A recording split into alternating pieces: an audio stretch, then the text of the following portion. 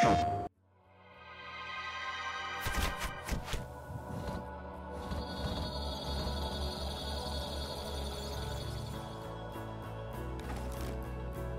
Retribution is a free-to-play, first-person shooter. It takes place in a universe that's sort of dystopian, dilapidated, maybe 20, 30 years out in the future.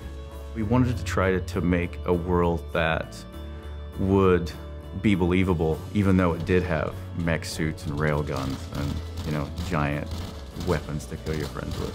We wanted to make a fast-paced, very highly customizable first-person shooter. One of its biggest sort of iconic things is its customization. You can customize your entire gun. You can change out your stock, your magazine, your barrel, muzzle, scope, tons and tons of weapon permutations and everything that caters to that type of player that wants to min-max things and sort of like, you know, create that alchemy of his weapons. We wanted to allow you to make and tune that gun towards yourself.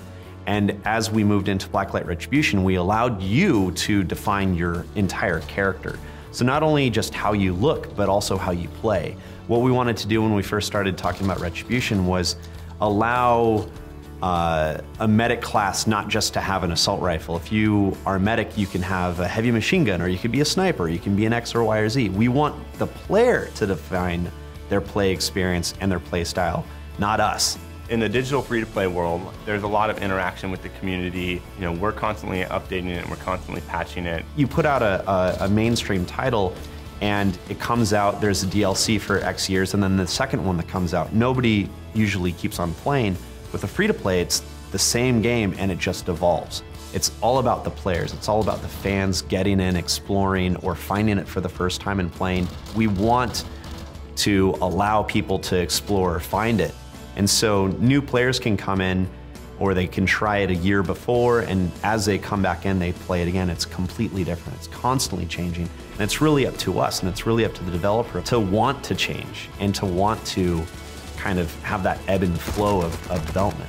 With Sony actively recruiting us and listening to our feedback, then there's an actual opportunity there to get in and help establish the protocols and the way things are going to be done for the platform that will make it even more successful in the future from our perspective. So whether that be the patching process or the way the distribution process is handled, so forging those protocols, like how do you do, you know, the free-to-play component, where does that put you in the store, et cetera, et cetera. So the systems that they're building and the software that's going to exist on the platform is going to be accommodating of ideally everybody. Last console, a game like Blacklight Retribution would have never been an indie game on this type of platform. It would have had to be something more artistic and artsy and not have guns and grenades and a dubstep, you know, mini track. You know, that's the thing. That's why it's so cool that anyone can come to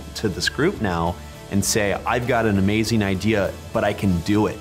That's the thing. We want to make our games become so much better, and Sony's really allowing us as independent developers to really make that system, that game that's going to be really amazing, and it's going to allow the gamers to experience the thing that the devs wanted to make versus what they had to make.